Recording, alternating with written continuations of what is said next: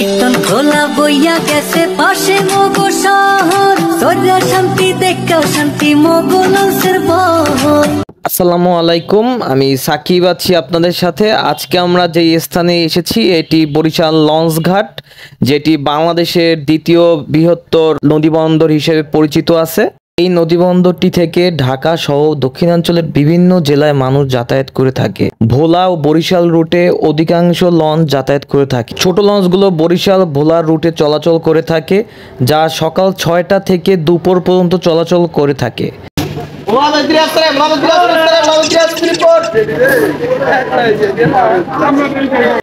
এই যে লঞ্চগুলো দেখতে পাচ্ছেন, এগুলো হলো ছোট মাঝারি লঞ্চ। এগুলা দিয়ে ভোলার যে রুটগুলো রয়েছে ওদিকে যাতায়াত করা হয়।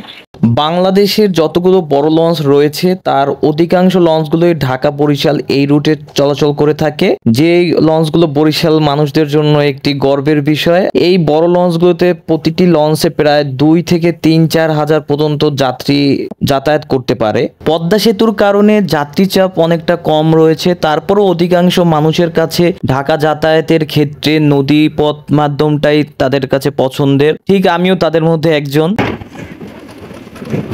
সারা বাংলাদেশের ভিতরে এটি হলো দ্বিতীয়তম বৃহত্তম নদী বন্দর।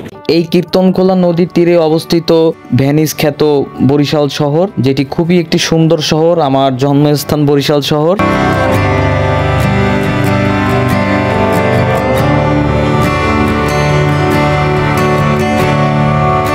লঞ্চঘাটের পাশেই রয়েছে চরকাউয়া খেয়াঘাট, যেটি চরকাউয়া ইউনিয়ন সহ বেশ কয়েকটি ইউনিয়নের মানুষের সাথে বরিশাল শহরের যোগাযোগ স্থাপন করার অন্যতম মাধ্যম হলো এই খেয়াঘাটটি।